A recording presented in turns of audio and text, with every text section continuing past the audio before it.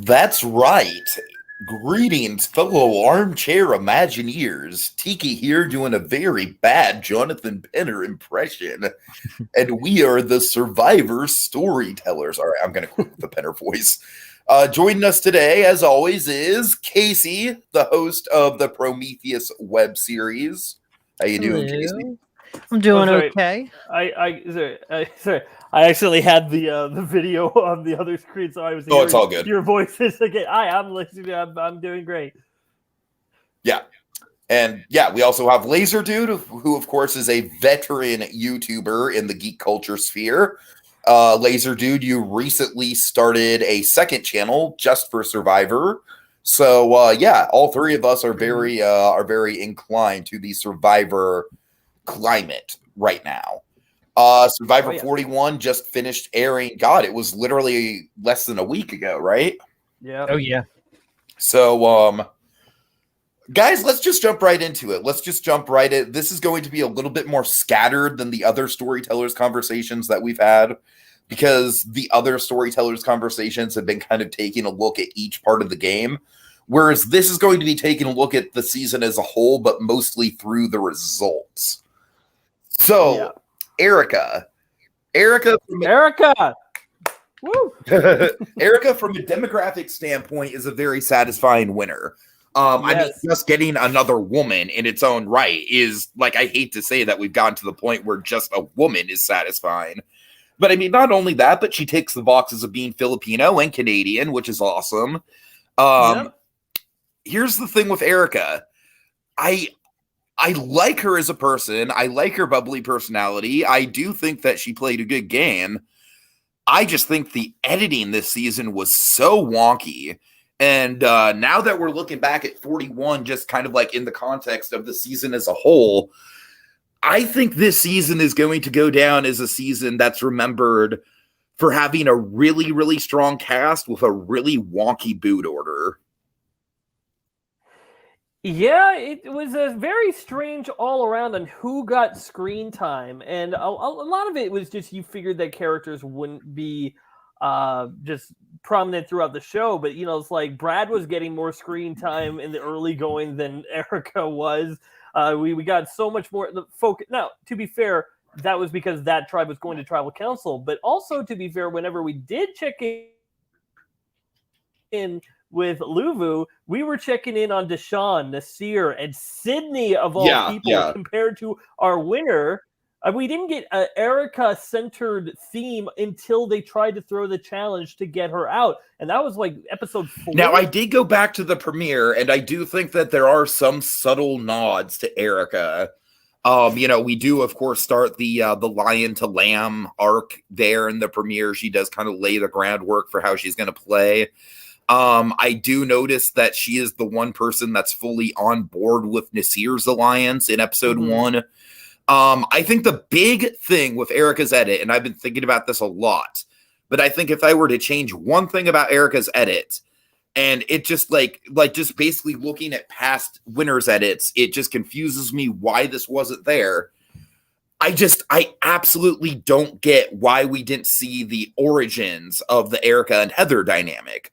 I mean, I'll give you an example of why, like, this literally feels like Survivor Borneo if Richard and Rudy were just on the same tribe with each other but never gotten any screen time together until the merge, when randomly it's like, oh, Rudy and I have been working really well together. We're going to be tight allies now. You know what I mean? It's like I really do feel like Erica and Heather, like, they have the potential to be one of those odd couple kind of dynamics in the editing, and they just did. Like, I don't know. That's why I was so. I'll tell you why. Go ahead. I thought about this long and hard of why didn't we get more of Erica's story? Why didn't we see her building her alliances? Yeah. Even if they didn't work, you know, why didn't we see more of her trying to build something with Deshaun in the early going and stuff like that, and then falling apart? Why didn't we see her with Heather? And it really frustrates me that we're kind of putting the pieces of the narrative together through, you know, subtext. Yeah. And the answer is clear to me. They hated Heather. This Survivor did not want to invest in Heather's story, and because Heather's story was roughly Erica's story throughout most of the entire season, they did not feel like they wanted to put those coins and those minutes in the show into Heather's story. They're like, but we got all these other bigger characters. I don't want to waste time on Heather. Well, tough beans. She made it that far in the end. She was a pivotal part of your winning alliance. If you don't want someone like Heather on the show, don't cast someone like Heather on the show. Casey, thoughts? All right. So couple things. One, with the whole Erica, Heather, duo sort of thing, I got pretty early on, maybe not in the very beginning, the first couple episodes, but I got that they were a duo. So the exact origins, I didn't really need that, because sometimes just relationships organically happen, and they happen over the course of time. Definitely by the time we were ending the merge, so there's like double episodes, I got that they were a duo, and I really got that by the time we were in the first episode or two of the actual merge. This whole thing with Erica, I think it's awesome that in the first female winner in 7 seasons, I think it is. I'm happy about that. And it's awesome that she's also a person of color, because we just generally speaking don't have a lot of those. And I would like to say, if Canadians only needed 3 tries to win Survivor, just saying. The second and third were on this season. Yeah. So the thing is that, we got Tom, we have Shan, and then Erica. Yeah. Now with Erica, I said, 2 episodes before the finale and then right before the finale that ultimately speaking, I was really fine with anyone winning as long as it wasn't Ricard or Heather. Because I cannot stand Ricard, which we could potentially get into that later. We'll definitely get into Ricard, and the whole propping himself up. I'm on the Mount Rushmore of Survivor, guys. I'm such an awesome player. Yeah, Ricard. I feel like Ricard was truly just very unlikable. I said it during the very beginning of the season. So my point being is that as long as it wasn't Ricard, because I really don't like him, and Heather, who at that point and still to this day, I don't think Heather really played much of a game. I was like, I'm fine with any of those people really winning the game. But I was really shocked with the outcome, which is kind of what everyone's been saying, kind of what you guys have just been saying. This season, I think the more and more I reflect on it and the more and more I read about it, the more I actually think that I hate this season. Yeah. And it's due to, but I'm kind of there too, a little bit. And it's due to 2 really big things. 1, the edit being wildly messed up. And 2, and this was mostly a pre-merge problem, but the advantages in idols, it dominated screen time when we should be getting relationships and strategies to be more of the dominant. I just want to point out that this season we did not get 1 successful idol play. Which is awesome. Not a single one. I would say the same thing. Survivor fans have been begging for a back to basics season. Well, you just need to edit a few things out of this season, and boom, you have a back to edit a basic season, because none of it matters. Right? Exactly. That's the ridiculous part of this whole charade. Now, I will say though, I love that ultimately speaking, there were only 4 idols in this entire season, and the 4th one wasn't even found. They casted a great cast, and that's really that as long as you cast a good cast, that should really be what's dominating your story, time.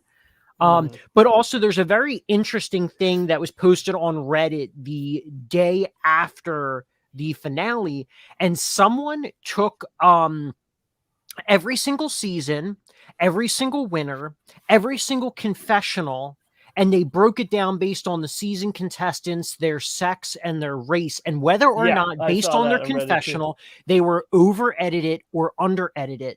And Erica comes in at number 34 of the 41 survivors, and she is considered to be 13.3% under-edited, with Rob in season 22 being 188.5% over edited. Jesus. Yeah, Jeff has no biases whatsoever. But that's the funny thing is that obviously, yes, Jeff and production, they have biases towards certain people and more specifically certain archetypes or certain player styles.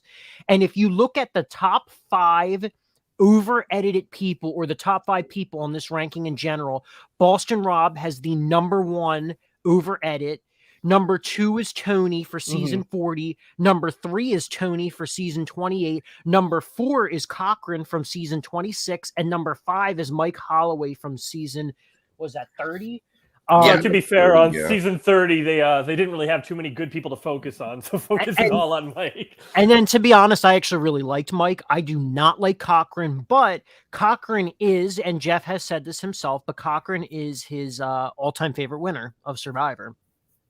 Which I think is fucking ridiculous because they literally, they had to literally stack the deck in Cochran's favor to give him any chance.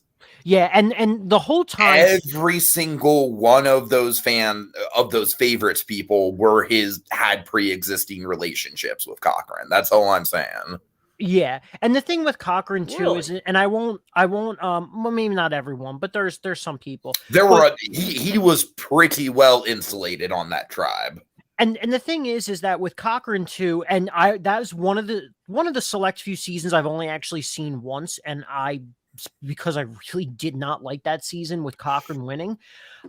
With Cochran, I feel like every time he did any small little thing, everyone was just giving him like this major pat on the back, like, good job, Cochran, you did it. You managed to eat something that was disgusting faster than me. Like, right. Like, yeah. Is that something that we really need to applaud? And so, like, it felt like a child winning Survivor, and people were just like, but anyway, so that's kind of getting... It's like Veruca Salt got all her fucking best friends in a Survivor tribe with her, and they were forced to go along with it. Oh, God. But yeah, I just don't like Cochran. But anyway, going back to the thing at hand, Survivor themselves even posted on social media the morning of the finale. I just had it up, crap, and the whole thing just went away. Let me pull it up real quick. Give me 10 seconds. 10 seconds. If I can find it, where'd it go? Sorry. Okay, here it is. So Survivor, even the morning of the finale, posted Survivor receipts, and the final. I saw those. Yeah. Here's the funny thing. Let's actually look at Erica's receipts from what the show is telling us are $1 million positives. And here's the thing, though. I want to make this, before we go into this, I want to make this distinction clear right off the bat. I blame the editing for Erica not being a super satisfying winner way more 100%. Than I blame Erica herself. No. Erica is no Purple Kelly, even though she has purple in her hair. She has a fun personality. She's bubbly, but she's also cutthroat when it comes to her game. But by the same token, though, I honestly feel like people who have been more under the radar than her as far as screen time goes have had better winners edits. I know this isn't an unpopular opinion, but I honestly think that Natalie White's winner edit is satisfying just in the sense that, like, we knew where she stood with Russell right off the bat. We knew that she wanted to go with him to the end.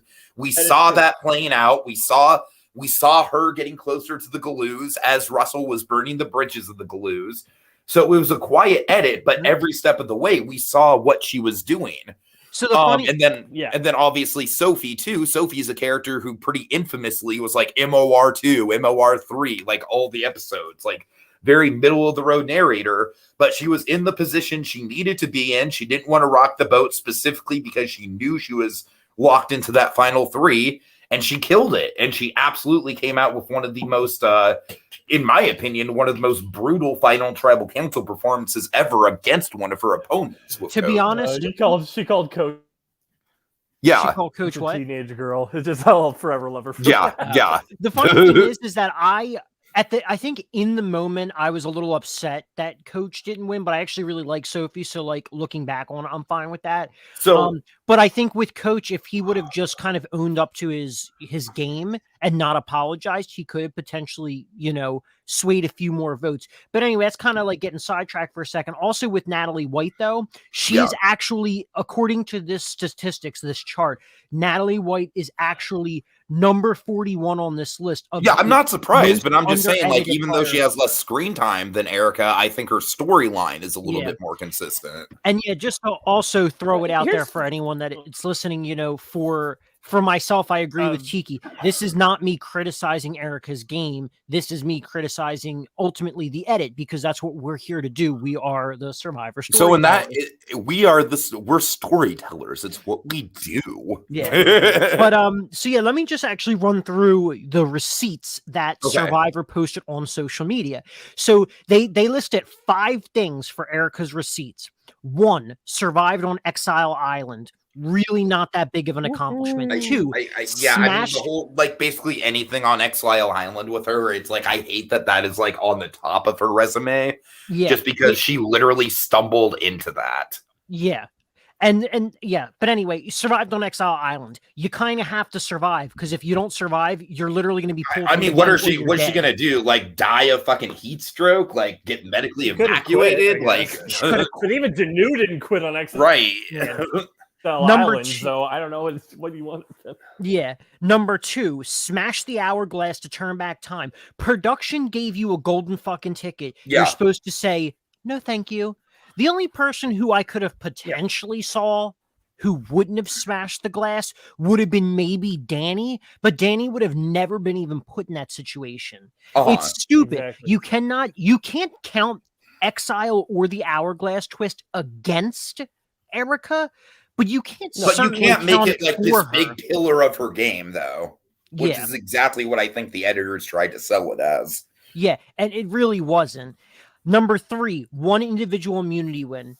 Okay, I'll give her that, because there were a number of people that never won individual. Even though it was only against half of the competition. What's that? Even though it was only against half of the competition, it was a 2-way immunity idol that she won. And then also she won with one of the most lopsided challenge advantages I've ever seen. Yeah. So two in general. Which honestly, she didn't have that advantage, which I was a little upset that they. You know what the funny thing about that advantage is that, like, when they first introduced the advantage in the episode, I was like, oh God, what the hell? What the fresh hell are the producers going to throw out now? And then when I found out it was just a challenge advantage, I was like, okay, cool. Those are usually fair. Like, I think of like the advantage that Spencer got at the end of Cagayan, for example. Or I'm sorry, not Spencer, Malcolm. Malcolm got the advantage at the end of Philippines, that it didn't end up working for him. Yeah. But then it was literally like, okay, Erica, skip half the challenge. Yeah. And honestly, if she didn't get that advantage, I think Ricard would have won that, and easily, then he would have won the totally. Game. Yeah. I mean, as long as he can make fire. Oh wait, I guess. Yeah. Yeah. Because then it would have been to fire. Fire. Yeah. If Xander didn't still beat him. Yeah. And then so they listed 1 individual immunity win, but obviously the second one was during the finale. So 2. And I'll give her that, because when you look at all the individual challenge wins, it was Ricard with 3, she had 2, Xander had 1, Danny had 1. I think Xander had more than 1. I don't think actually, I could tell you right now, because it would also list it on the receipts. Xander, by the end of the season, Xander had 2, but at that point he had only had 1. And then, so just to list the last 2 things: earned a spot in the final 5. Okay, they're all in the final 5. And like, then what? Yeah, how is that an accomplishment that not the other final 5 have accomplished? Like, and then 4 was saved Heather and blindsided Nasir. Now, I'll be honest, I'm blank. That was more Shan and Ricard. I mean, they were pretty much at the mercy of Shan and Ricard because of the extra vote. So none of the stuff that Survivor gave Erica credit for is really, like, I don't understand it. I'll tell you what Erica's biggest move right now. And it's nothing huge or splashy or really all that fantastical. Her biggest is making everybody underestimate her and Heather Uh-huh. and allowing everybody else to target each other else. As soon as the Ricard blindside of Shan happened, Ricard basically handed his America after that, because in the Black Alliance was completely shattered. They had nowhere to go. Ricard was target number 1, and he had nobody that he could rely on as a number going forward, where Erica had Heather, and she probably had Xander more than Ricard did, as we could see later when they do vote out Ricard. So at that point of the game, Erica was in the driver's seat, and she didn't need to do anything other than not fumble the ball. I've got a couple questions for you guys. Number one, were you guys sick by the end of the season? Were you sick of the whole lion to lamb thing? Because I was like, all right, Erica, you're telling us that you're playing like a lion, but really you're just playing a very effective under the radar game, which more power to you. It worked, but I don't necessarily think it was a lion game. I mean, true. She didn't have to like play any huge move off or anything. If anything, I guess she would play like an elephant, very steadfast, very just stay the course, walk forward, let everyone else bounce into you and fall off. I mean, dare I say it was almost Sandra-esque in the whole anyone but me sort of thing? I could say it. I could see it. I can see it. Not as aggressive as Sandra. Yeah, to an extent. I just feel like Heather got ignored, and then Erica, the one time she really was highlighted as, you know, someone to take, she then ended up changing time or whatever the fuck it is.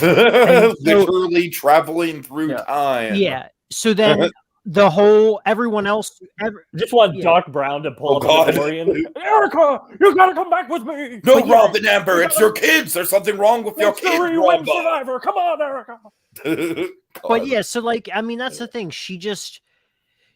The one time that she would have probably gotten out, production handed her, and it wasn't specifically her, obviously, but she was pretty much given an opportune twist, and then everyone else became bigger targets. Now, her and Heather became kind of a swing duo, you could say. And then also, I think I actually do give her a lot more credit than people do about the Shan blindside. That was not fully Ricard. Well, I mean, like, we'll talk, like, with the Shan blindside, if you want to get into that now, I think that's easily the move that cost Ricard the game.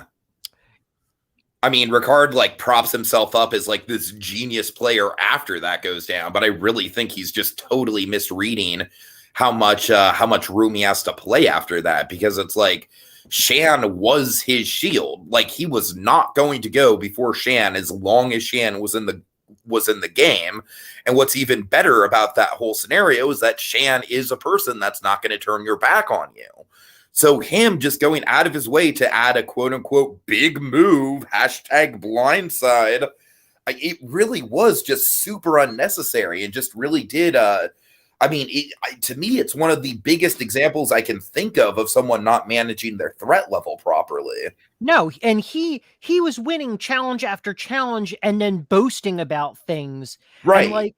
And that's the thing. And then I do feel like Deshaun unfairly, got the shit for some of it. Like, how does Ricard get praised and then Deshaun doesn't? Actually, I do know, but I'm not going to go into that. But it was unfair. I actually really like Deshaun, and I was actually thinking we were going into it for Deshaun winning.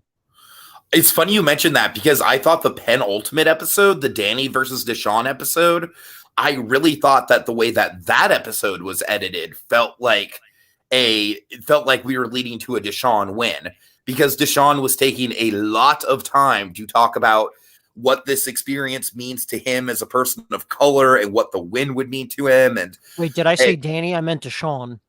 Yeah, you said Deshaun. Oh, did I say Danny? I don't know. We're confused now. Just go ahead. I got confused. I'm sorry. But here's the thing. I do think that the final three of Deshaun, Xander, and Erica, what I do like about this final three is I feel like at any point during... I think Lazerdude got kicked. Oh, did he? Shit. Oh, hold on. I'm back! You there, Lazerdude? Sorry about that. That's okay. My internet dropped out for a second. Right on. Sorry. All right. What are we talking about? Danny We're talking about right now. I was going to bring up the point that everyone in the final 3 had a winner's edit to a certain extent. I just think Erica's was by far the least compelling of the 3 of them. Her what was the least compelling? As far as like having a potential winner's edit, I really do think that this is the final 3 where all 3 of the final 3 members had a narrative that could have led to them winning. I just think Deshawn winning because of being like a person of color and, you know, like going on that journey and trying to balance what it means to stay true to his culture versus playing the game. I really do think that would have been a super compelling winning arc. Yeah. And then Xander, like, we haven't talked about Xander, but we need to. He is an elephant in the room here. So wait, before we go to Xander, let me just say this, because I really don't want to, because I assume we are talking about the final 5 essentially. So for Ricard got a great edit. Ricard got a great edit for the game he played. Honestly, he got one of the better edits. He and Shan, I think, got deserving edits for their placement and what they did. Some people in this season were over-edited for when they really didn't do much to be over-edited. And Xander is like the poster child for that. Yeah, so Ricard, we talked about Erica, we talked about Ricard, so we got, you know, Heather, Xander, and Deshawn. So I guess, let's talk about Xander now. So Xander, like, I got to admit, I was just going back and forth in my head so much between Xander and Erica winning. Deshawn, I thought, was kind of like, you know, after all that stuff, you know, at the beginning of the episode about how he blew up Erica's spot and everything and how he's untrustworthy, I kind of fell off of the Deshawn winning bandwagon pretty quickly. But with Xander, it was one of those things. Here. Like, Deshawn's truth bomb was a suicide. It was, yeah. But with Xander, it's one of those things where it's like you look at his edit and you're like, okay, like he obviously, I think that the, you know, the move with the knowledge is power. I'm sorry, it took me a while to think of that name because it's a stupid name. But his move with the knowledge is power twist is by far the best move of the whole season, I think. But you can't fully give that to him. Kind of go under the radar after that. But. I think it's a good dodge, but I'm not necessarily sure I could call it the best move because it didn't actually swing the alliance one way or another. It didn't save his alliance. It didn't do anything like it was the flashiest move of the season for sure. But here's the thing with Xander. I think Survivor has, you know, this is a new season with them trying to, you know, having more people of color in there. But I think they're still relying on some old habits. And the 2 old habits that they relied on is older mother, like Heather, gets an edit that nobody sees. And Xander is the young heartthrob golden boy. So what do we got to do? We got to treat him like everything he's doing is like he's crap and gold. When really, he has been on the outside of every single vote, and every exit interview seems to think that everyone thought that Xander was more of a goat than anything, but he wasn't edited that way. Xander should have been edited like Nora when he says, like, oh, yeah, I just pull off a great move. And you should have had the Dodo movie, like, oh, this guy thinks he's controlled. But totally. No. Xander could have potentially had, like, maybe a little bit of a Chase Rice kind of edit with, like, sort of like a flip-flopping, like, wild card who doesn't get respect. I just think Xander, especially in the finale, and I think because it was pushed so hard in the finale, and they waited until the finale to give his big backstory and everything.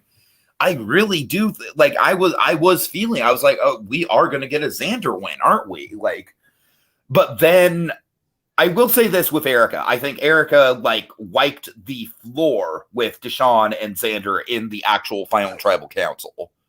Oh, yes. Wait, say that last part again. I'm so sorry I didn't hear that. I think as far as final tribal council performances go, I think Erica wiped the floor with the other 2.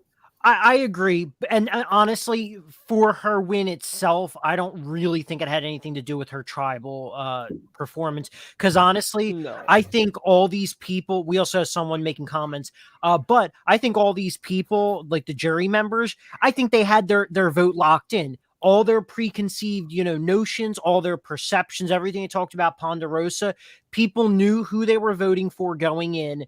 People didn't respect Xander, and people were pissed at Deshawn, especially Shan and Liana, who thought that I think their words were somewhere along the lines of like, you betrayed the culture or something Right. along those lines. Let me. And so that was a whole personal thing. Yeah. I want to say I am the biggest Shan fan of the entire season. I was I haven't edited. Wasn't my video Shan voted yet. out literally the week after we Yeah, talked yeah. to you? Shut up. I'm just saying remember, the timing on that was pretty funny. Yeah, I was drinking the Kool-Aid, but it's funny. I haven't edited my video for the finale yet, but I started off by saying, "Well, I knew that a Canadian woman of color was going to win this season. I just picked the wrong one." But here's the thing: you feel was being hypocritical with her question to Deshaun. I think that when she says like, "Oh, you backstabbed me," the first thing is that Deshaun never to go after Shan. He said to go after Ricard, and then apparently, from what I've heard from backseat interviews, Liana put it to Shan that they were doing that to weaken her, and which they were. But I think Shan then felt threatened by that and said, "Well, if Ricard doesn't win, we'll go to Shan." So Shan was the first person to bring up going after a member of their alliance, and so from Deshaun's perspective, he was more than within his rights to go after Shan, in my opinion. Yeah. He handled it good though. He blew up. He was whiny about it, and that was the biggest problem with Deshaun this season is that he was always crying and almost kind of reminded me of Nick Wilson a little bit. A little bit, I can see that, yeah. But then that truth bomb happened, and whatever game he had left just was utterly destroyed. Which I also think is bullshit. Because like from what we saw in the edit, the whole truth bomb, that is a perfectly viable strategy. But for some reason, Heather and Erica took it as this big personal thing.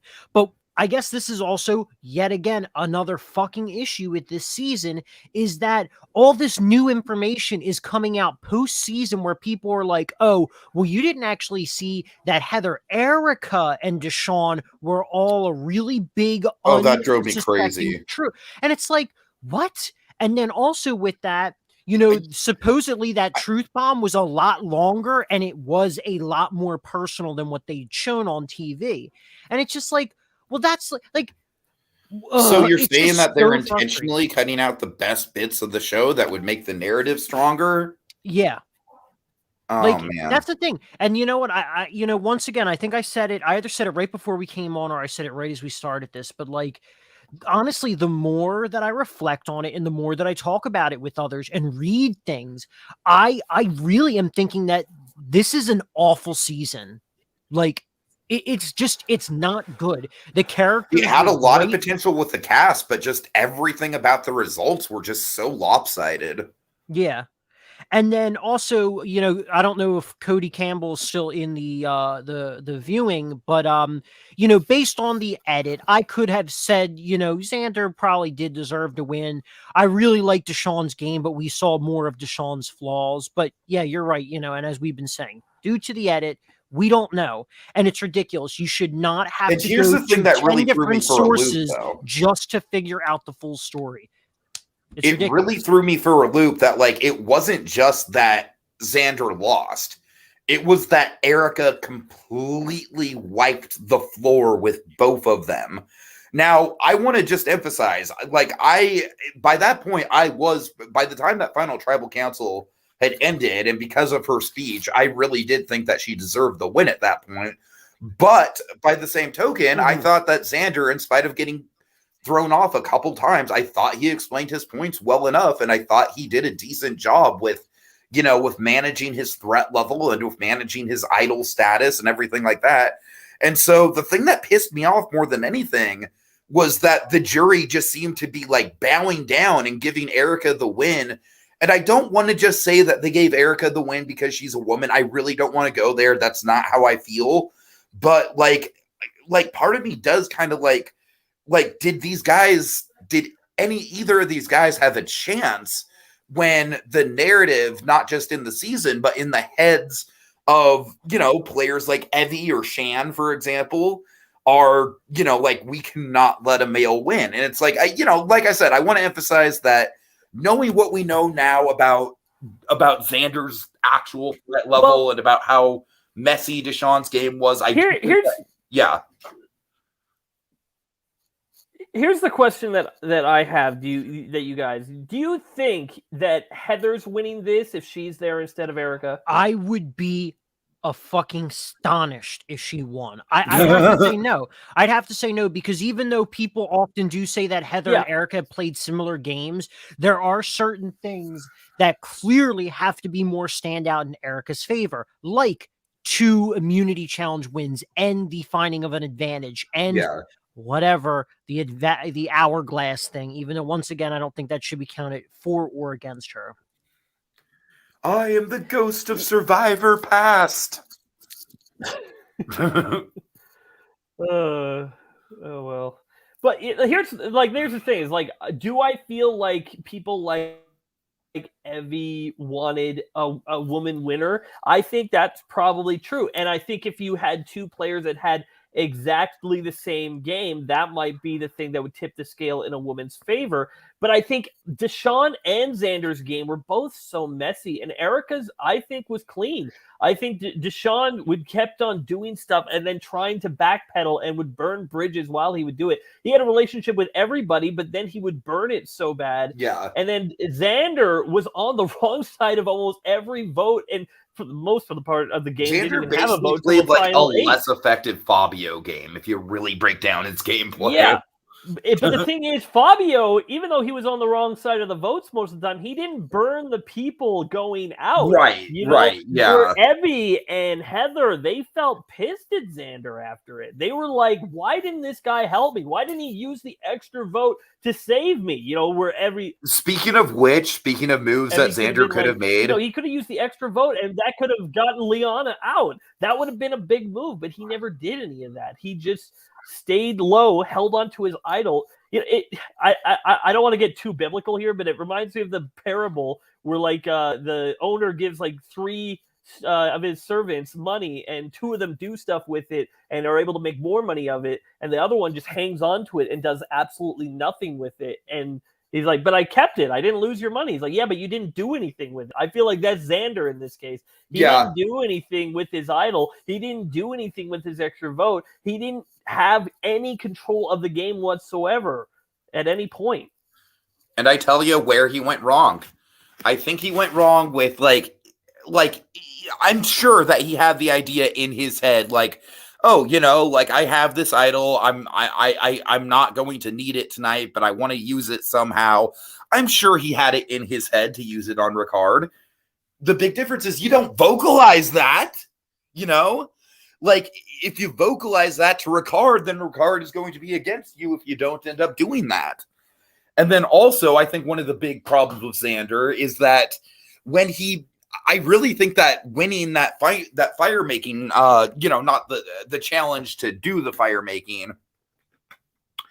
I think he was an idiot to not put himself in the fire making challenge. I really do. I really think that Polina Chris Underwood could have been enough to get him the respect to win. I don't know if it would have been enough, but I think honestly, with seeing how locked some of these people were, seeing how bitter. And yes, I will say that some of them I do think are bitter. Ricard is probably the number 1 most bitter person. Okay, but that's what I'm saying. If he plays his idol on Ricard and then goes into fire against Ricard. But that means that he would have had to have actually beaten Ricard in the end. That is way too fucking risky. But the thing is, regardless of whether or not he's facing Ricard in fire making or facing Erica in fire making, I don't know. I think people had their minds made up. Yeah. Sometimes you can't always win the game in the finale, but you can lose the game well in the beginning of the game. It's like perception. For example, I think Heather lost the game the moment she tried to do that live tribal council. And totally. Right then. I think she probably wasn't in great position, but if she pulled out a performance Lisa Welchel, I think maybe she could have done something there, but she didn't. She tried to do some and just face planted, and after that, everyone just viewed her, at least in my opinion, as a goat to the end. But I think like Erica played the jury perfectly with stuff like where she's like, Erica or Heather and I were equal partners in this. And at first I was like, why would you say that? You got to take the credit. But then I'm like, wait a minute, she's not there. You know, she's on the jury. So now you can take all the credit and then Heather feels good about you, you know? So I still think that, like, I totally realize that Heather is a dud of a character for sure. Mm-hmm. And you really didn't need to show a ton of Heather. But I mean, Heather infamously went most of the pre-merge without even getting a confessional. And I really think they blew a narrative, like a narrative possibility, like a narrative tentpole in this story by not showing us the early days of the Erica Heather dynamic. I really like, because it's like when we do finally get to the Erica Heather dynamic, it feels like as much this was a thing. Yeah, you know what it reminded me of is it reminded me of how we edited Cambodia, where there were like, oh, those two are connected now. Okay, all right. Yeah, I didn't know that before, but why not? Let's go with it, you know? I don't think it was until the moment where Erica won immunity and the double idol, or not double idol, the double tribal council, then is the first time we got to say, oh, these two are a pair. But then we didn't get anything else about that pair until the final episode, where then she's like, hey, we're a pair and we're going to the end together. It's like, we're such oddballs. I'm like, are you? I mean, I didn't even realize that this was Could you imagine? I mean, I keep throwing out these like total like doomsday editing scenarios, but could you imagine if like Tony and Sarah don't have the Cops Are Us scene at the beginning of that season, and like at the merge they're like, oh, Tony's a cop, Sarah's a cop, blah blah blah. It's like it just feels like essential. Like, I am not saying that this Erica befriending Heather scene is going to be obviously like an iconic Survivor moment, the same way that like Spencer, the same way that like JT meeting Steven or Rudy meeting Rich or something like that. But like those are quintessential dynamics and bonds that, you know, even something as simple as Natalie White and Russell on day 3 with the Dumbass Girls Alliance, you know, it's like that was cemented right from the get-go. You know, in episode 1 of South Pacific, Sophie doesn't get much, but she does get that little moment where she corrects Coach on his, I think it's Russian or whatever they're speaking. And it's like, that is a subtle clue to show you that she has a leg up on Coach in some respects. So, but with Heather and Erica, we just don't get anything. Yeah. I think, you go ahead. I was just going to say, well, 2 things. One, to talk to Cody, because he just made another comment.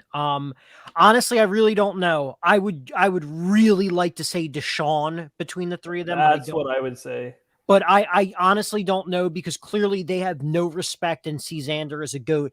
Heather, like I said, I don't think Heather had those extra things on her receipt or resume that Heather, I would did, like with Deshaun, Erica, I don't think Erica won specifically because like, oh, we need to have a woman winner. No, if Heather won, it would have been because of that. I would say you could make the case. But supposedly Heather still did stuff. But anyway, I would like to say Deshaun, after Deshaun cleared some stuff up about like the Culture Alliance and stuff like that.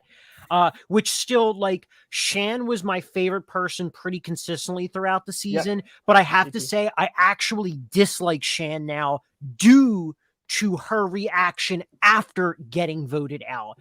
Her kind of being hypocritical and the like nasty fucking looks and reactions that she gave to a number of people. She's been pretty nasty on social media as well, unfortunately. Yeah, I have after she got out, just really like almost flipped my entire opinion about her. But the thing that I was actually, I still want to see her play again, but I am kind of in that same camp. Well, we can definitely. Sorry, I want to say for Shan's, like, I get that. I definitely think she was definitely a little hypocritical and of that too. But I think for me, I can't really relate fully to the situation of feeling like you were doing something important that wasn't just for Survivor, but that was a message for your culture and stuff, and to feel it all fall apart. I can feel somebody being really pissed off about that and not seeing the whole situation for their own faults in it. I'm just saying I wouldn't be. I'm just not as too quick to judge on that, but I can get why. Yeah. Other people might see that way. But the thing is that ultimately it was Erica and Ricard that were pivotal in getting Shan out. So like to point all the blame to Deshawn is absolutely absurd. The entire tribe voted her out minus Liana. Like, it's just fucking ridiculous. It is a game. Now, granted, I will say I'm not a person of color. I don't know what that kind of microaggressions in life or oppression feels like. But at the end of the day, you're playing Survivor. You're playing a game for $1 million. This isn't the platform exactly to make a big stand. If you were doing something else in the public eye and you were doing something, I don't know, am I looking at that wrong? Because I'm just like, it's Survivor. It's not like that serious, but also it is that serious because it's $1 million game. I think it just goes to, like, when we look back to Cook Islands and everything that happened in that season, which was maybe a bad idea to start, but ended with a good result because we had a more device. Well, I mean, like, there was way too many people on that season, but the point is, like, there was people like Yule who felt like he didn't want to be dived into a stereotype because of the way that Cowboy was talking, and there was people on the Black tribe that felt like they had to represent, otherwise they'd be letting their culture down, where all the people on the White tribe had none of that hangups. And I feel like even though nobody's asking any of these Black players to be a hero, nobody's saying you have to do anything, I feel like there's something that culture-wise, especially nowadays, when there are a lot more representation and stuff, especially, and this season in particular being a season of 50% diverse. In fact, I don't know, I can't do the math on it, but I'm pretty sure it's more than 50% this season, because like the only white people were what, Heather, Evie, Xander, and Sarah. Is that Sarah, Voce, Brad, Sydney, Tiffany. Okay, Evie. so there's more than I thought. Okay, yeah. So but I think it comes down to there might be one extra person. Hold on, let me do the count. We don't need to do the whole math and everything, but I don't even remember what my original point was. But I just say it's a situation that I don't fully feel like I'm capable of commenting on, because it's a situation that I cannot relate to. Yeah, I agree. Also, I think it's 10 out of the 18 were people of color. But anyway, my other point that I really wanted to make a while ago was about Heather and her confessional account. Heather had 10 confessionals through the first 12 episodes. I'm not sure about the finale because the people didn't post the official stats for it. That puts Heather as having the least amount of confessionals, with the exception of Abraham, Sarah, and Voce, the first 3 people voted out. That's fucking ridiculous. Even Brad and Jeannie, who had made it that surprises me. Jeannie had 11 confessionals between the first 5 episodes. Brad had 14 in 3 episodes. So Heather, and I mean, I think that just kind of speaks to my point of, like, this honestly might be one of the worst boot orders that we've ever seen, just because like I remember down the way, like, we just got a massacre of like really great characters leaving early. We got Voce, we got Brad, Sydney, JD. I mean it was just down the line. It was depressing.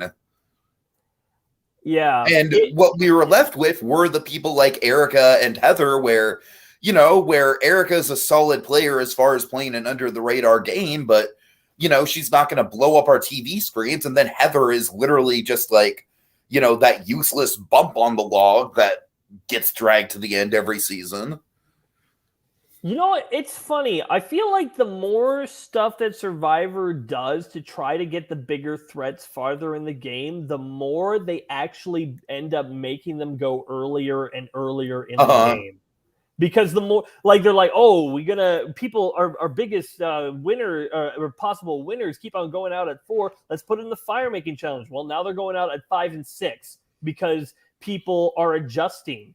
You know, you're not giving these players any room to keep these threats longer than they can, you know, and the more stuff that you have like this, the more they're going to be getting taken out earlier and earlier. And then you're just going to be left with a bunch of Heathers because apparently you still cast these people. Right. I've said it before, I'll say it again. I feel like with Heather, the one thing she added to the season was literally just like, I feel like they're going to use some of her clips on like casting recruitment videos of like, hey, this could be you out there. And that's like it. You could have no confessionals too. Right. She supposedly, I didn't get to finish the article because I feel like every time I'm reading these articles about like the shit that really went down in the show, Heather actually straight up called like the production, or more specifically, she called like someone in casting and was like, yo, why am I not in the show? Don't know, you're in the show. We showed that challenge that you really sucked at. See? Oh my God, dude. I mean, that literally was like the first time in the season where we got a good look at her, which is sad. Yeah. And then Jeff keeps on bringing it up, like, look, Heather, she sucked. I know, yeah. Like, when have you ever been like that, Jeff? Where's the Jeff that was like, Alicia, pathetic? You know, I mean, where's that Jeff, right? Like, come on. It's like, not everybody is inspirational, you know? Sometimes people go on Survivor and they just suck at it. There's nothing wrong with that. All right. I want to take a quick moment to bitch about how weird Ricard said it was throughout the season, where he goes from basically kind of like being like a middle of the road negative kind of, I don't want to say a bore, but he's mostly just like, you know, he's mostly just like someone who's got a bad attitude throughout most of the pre-merge. And then it annoys me that the edit focuses so much on him being a threat.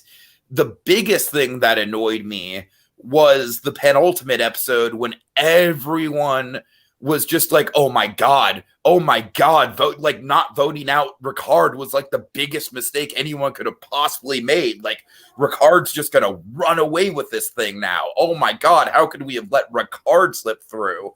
And that fucking annoyed me just because Mike Tyson. Yeah, up until that point in the season, I did not think that Ricard was going to be a jury threat at all.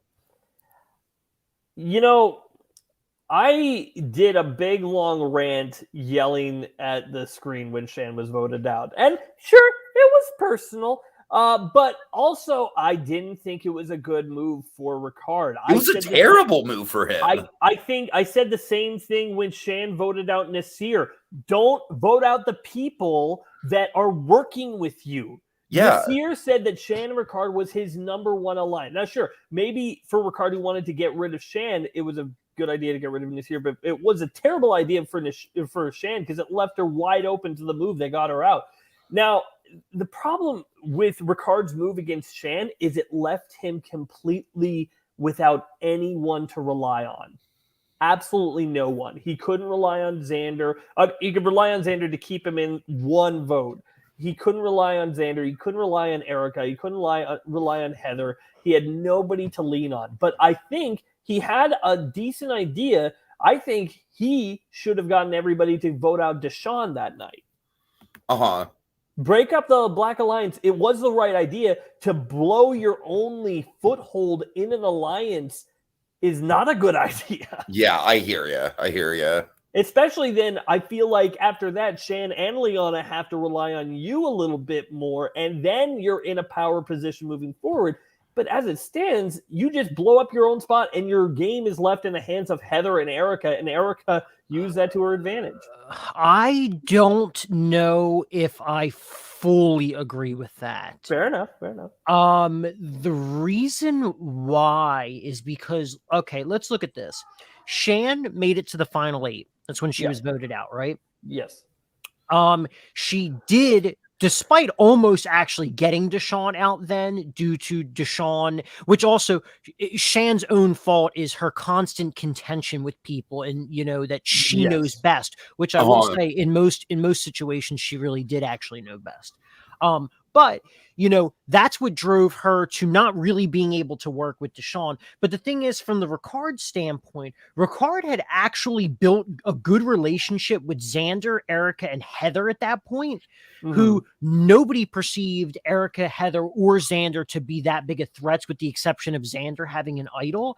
And then on the other side of it, you do have Liana, Shan, Danny, and Deshawn. So the thing is that you can weaken their numbers, go with this unassuming group of people. And then look what happened, though. They knocked out Shan, then Liana, then Danny. 1, 2, 3. He had the numbers. I think Ricard's ultimate real flaw is that he played way too hard and did not manage his threat, or really, I should just say, he didn't manage his threat level well. Because if he would have managed it a little bit better, he wouldn't have been that big of a target. He might not have needed to win so many damn immunities, and then he might have had a better chance of making it to the Final Four than to make fire. Yeah. That's at least my perspective on it, but I also get where you're coming from as well. I just always think, like, even if they're threats, you got to keep the people that are working with you to a certain extent. I think at 8, you still have room to take them out down the line. Where as I like, if you're gonna flip on your lunch, you got to have a really solid backup on it. And I didn't feel like he had it. Like I don't think he had as it. Well, obviously, he just didn't have it as solid as he. I think he just saw the move as like just a big resume builder, and he got too in his own head about how much of a quote unquote hashtag big move that would be. I think that was the problem. I mean, and this is why I was saying I like half agree, because I do in one way do think that might have been it, but also because like at the Final 8 there, you can potentially wiggle more or wiggle, another move or two before you really have to. Once you get down to the Final 6 and 5, you've really got to get out those big threats. Yeah. But yeah, with Ricard though, he's got such a big ego. It could honestly be an ego in making this like big move on a resume, or it could literally be like, hey, I have some good numbers right here. I see the contention of what's going on. I might actually be able to get Shan out here, and this might be my only opportunity. It's funny. He keeps on. He says like, "I want to be on the Survivor Mount Rushmore." I'm like, okay, dude. First of all, calm down, dude. First of all, like you need to play a couple more times, because I don't think any one-time player is getting on there. Second of all, you're not even on the Mount Rushmore of best Survivor players to not win the game. Okay, you're not even on the Mount Rushmore of the best Survivor players to not win the game this season. Yeah. I mean, that you. Well, can say at this that, point, but at this point, I would say for this season he's on Mount Rushmore. But for this season, I mean, I would be on there. Yeah, I guess him, Xander. For best Survivors players to never win, we got we got Sari. She is one. She has the biggest spot on there. Yeah, she could take up all 4 spots. Honestly, you could say. Which one? Aubrey. I could put Aubrey on there definitely for sure. Rob Sesternino maybe. And Dominic. Well, I would put Dominic just because Dominic. He was the closest. Yeah. He was the absolute closest and played the best game to be that close. Yeah. But yeah, he's not. No Wentworth love. Wentworth is solid. She's solid. You could make an argument for it. Here's what her problem. Her problem is she went so early. She wasn't great. That's the problem. You need at least 2 good seasons. Fair enough. I guess in my mind, she makes a really strong impact. What I will say is, there are so many different possibilities for the Rushmore of Survivor players who didn't win that I think the only person I could actually say 100% off the top of my head is Sari. Oh, yeah, for sure. Sari truly does have to be the greatest player to never win the game. Yes, absolutely. There's no doubt about that. All right, guys, anything else we need to bring up? I just want to say as a final thought, the editors really fucked this up. And like I said, the more I talk about it, I think I need to step away from Survivor after tonight, because like I'm really like just disliking this season more and more and more and more and more. I mean, I'm never going to fully step away from Survivor just because of the whole... No. Not step away from Survivor. I mean, like, I need, for now... Like, be out of the community for right now? Yeah, I just need to let things settle before I like jump back into things. Because just like the more I talk about it, the more I get worked up about it, and the more I just dislike it.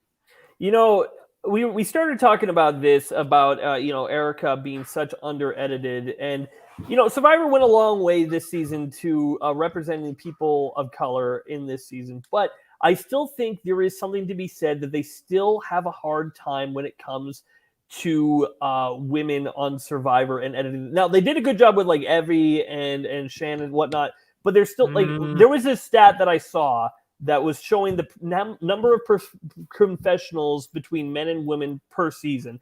And you know what? The seasons that were dominated by men, it made sense that they had higher numbers. Like for like Palau, it was like 75% of confessionals because that was dominated by, Tom and Ian and stuff. I mean, you had Steph, but really that was the only woman that got constant screen time.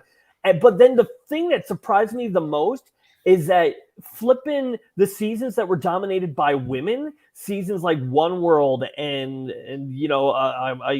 Fans versus Favorites and stuff like that, the confessionals were only about even. Yeah, that's crazy. It's like, okay, look, if the women are dominating the season, let them dominate the confessional count. And I feel like this season proved that it's not like women are unable to be just as engaging, dynamic, over-the-top personalities as the men. Yeah, exactly. I mean, actually, I will say, though, for this season, the women had a lot of screen time in the beginning of the season. It's true. Which is why I literally said from the very first episode, I did say we are getting a female winner. It is definitely not the female winner that I thought it was going to be.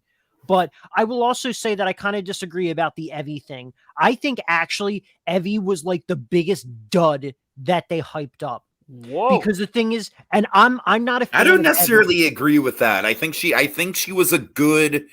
I think she fulfilled her role well. Of the people that they super hyped up with the edit, yes. Because the thing is, let's look at the big. She was the first juror, and that's like a big role in the storyline. So, but the thing is that I don't even think in terms of like jury toning, I don't even think she really did that much in terms of that. But like, okay, so like someone like okay, we're going to say Evie, Shan, and Ricard, right? Who all got, big edits in the beginning of the seasons, right? Ricard makes perfect sense. Okay? There's no contention there. Yeah. Shan makes perfect sense. But Evie, right? Evie had this nice little alliance with the guys, had a nice little alliance with the girls, right? Then chose to stick with the girls, right? But even Liana and Tiffany were closer than Evie was with either of those girls individually. Then she got to the merge. People saw Evie being a big threat, and then they got rid of her. So someone tell me, what did she actually do? Well, here's the thing. You can never underestimate the quality of a good narrator. That is always the thing. Why do you think like Cochran got so many confessionals on Survivor? Is because he narrated in a way that Survivor loved and was able to relay the information. Now, doesn't mean he's the best player or anything and everything, but players that can narrate and condense these events that are happening on the island in a precise, clear way to the viewer, they're going to take the confessional time. And I get that, and that's fair, but based off of those confessionals, you are given this certain perception of this player, but ultimately speaking, I don't think Evie really amounted to a whole lot. I mean, but whatever. Fair enough, she didn't really. Yeah, but that's just anything, me. But I still think she was fun. I'd be okay with seeing. All right, like if you guys were to take 3 players from this season and give them a second chance, which 3 would you take? Deshaun, Xander, and maybe Shan, maybe JD, but Xander and JD need to come back. Shan, Xander, Nasir for me. Voce as well. Oh no, I don't know who I'd choose. There's too many potential good. I mean, I would love to see someone like a Voce or a Brad back, but I'm saying like realistically, I do think Nasir was a really big fan favorite. And I think Shan is inevitable. I really do. And I frankly think that Xander, the show, Shan's- is trying to turn into like a new Golden Boy. So That's exactly what it Oh, was. yes. Joey Amazing has tarnished his reputation. They need a new Golden Boy. right, exactly. And that I honestly think, and I seriously will just end it on this. Okay. Xander was edited the way he was edited, even though they obviously knew he wasn't going to win, because they're preparing him for a future season. Totally. But if they're preparing him for a future Absolutely. season, we need to make sure that we're not doing the same thing they do to all young survivors and bring him back immediately. They need to give him breathing room. Give him breathing room to let him reflect on mature. the game. Yeah, I would say maybe bring him back in like 3 or 4 years. Yeah, I'd say, let him grow up a little bit. He's still, what 21 is he? I mean, 20. Yeah, he's like 20. Yeah, I think he like to maybe 25, just turned 21. 26. Yeah. I mean, heck, even 30 would be great. But just to let him mature a little bit, let him to get some more life experience. I mean, a lot of Survivor plays, when they have had a really big break, sometimes can come back and do amazing things. I mean, look at Kimmy Kappenberg. She probably had the biggest right. I mean, she didn't get a big edit in her season, but she potentially could have been playing a game that could get some votes at the end, near the end there. I mean, I don't think so. Just let him. I think you're right. Let him age, like fine wine. I think Shan is going to be the one that we see back first. Absolutely. Because she's just like, she's the character of the season. I mean, I would not. And be I will say surprised that if they as just much snuck her as into the next season. I don't want her in the next season. I know, I'm joking, but I wouldn't be surprised. It's like she's like playing the Boston Rob / Sandra role next season. Yeah. She's just right. like up there in the treehouse humming her theme song. Just for clarification, my 3 would be definitely Shan, Evie, and I think Nasir as well. I think he'd just be a lot of fun. Are there any twists that you would want to keep that they've added this season? No. Have they added this season? Honestly, no, not off the top of my head. I really don't like the Beware advantage, and I hate that they're pretty much. I hate that they're like hyping up season 42 with that. Well, season 42 is going to be very similar to season 41. Yeah. But you know what? Survivor is, in my mind, and disagree. Feel free to disagree, but the producers don't really give two shits about what we really think to be good or bad, because they're going to do ultimately what they want to do. But I am a huge person of the train of thought that, like, if you get an advantage in the game, it's got to come with a potential risk or a risk. Yeah. I fully subscribe to that. So, like, the risk your vote thing, fine. You get an extra vote. Don't give them anything else. None of this fucking knowledge is power shit. Fuck that. The Beware advantage. It says Beware for a reason. You want to have an idol? Well, get used to having no power. So with the Beware advantage, I just don't like how the Beware advantage essentially just neuters idols. That's my problem with it. Well, it makes all idols kind of superfluous because everyone's going to know where they are. But the one thing, there is one twist in this game that I would like for them to keep in this game, and that is the shot in the dark. Because that's interesting. I think even though it played absolutely no role in actually making anything happen other than keeping Evie an extra vote, I think what it does do is it forces players to be more deceptive with their votes, to hide the votes even more than they did before.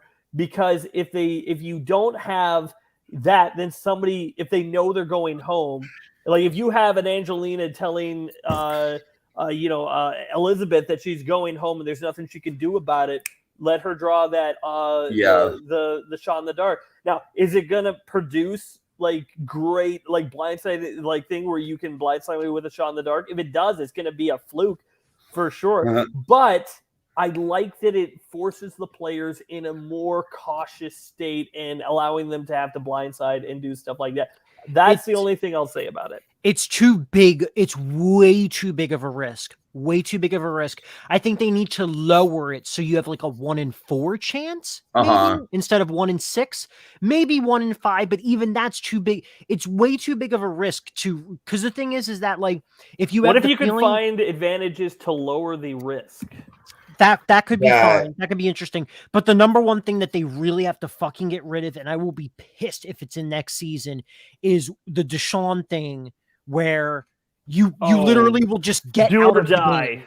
The do or die. That's bullshit. The fact that he didn't get out is awesome, but like the fact that you literally can just flip up a lid because you just happen to be the number one person out, fuck that. That's bullshit. That defeats the game. I also love the fact that if ruiner. Deshaun had won, you know that the do or die thing would have been one of the things the producers He did it. He risked the do or die. Right, and he right, won. right. It's just like, okay, Jeff, you didn't give him a choice. Yeah.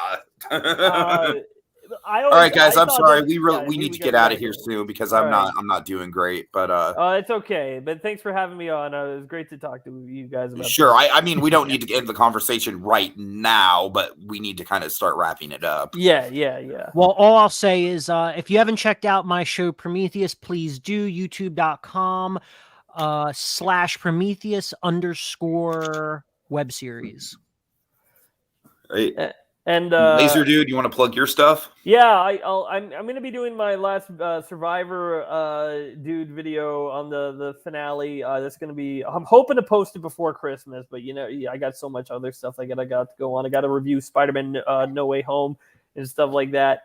But I know that's a big one for you too. I know you're a big Spider fan. Yeah, big fan of the superheroes and stuff. So we definitely got to get that done. But after that, I probably won't do any Survivor stuff, and I don't know if I'll be returning to. It's just I find if I do the Survivor videos, I just don't do any YouTube videos on my other That's fair. That's fair. But hey, I would love to come back with you guys with this another time. Sir, you are always welcome to come back. We will for sure be doing a Survivor Storytellers for 42, and you are more than welcome for sure. We'll be definitely be wanting to come on back then. All right.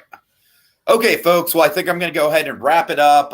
Hopefully this conversation came off as a little more than just three white guys bickering over a person of color winning. I really hope you didn't come off like that. But we were her behalf. We were bickering for her. Right. But all right, guys. Really hope you have a good one. I really hope that this pilot season of Survivor Storytellers has been entertaining. Survivor Storytellers has been one of my bucket list podcasts that I've been wanting to get off the ground for a long time. So I really thank both of you for making it happen. And yeah, here's to next season, folks. Have a good one. Yeah. Bye. Bye.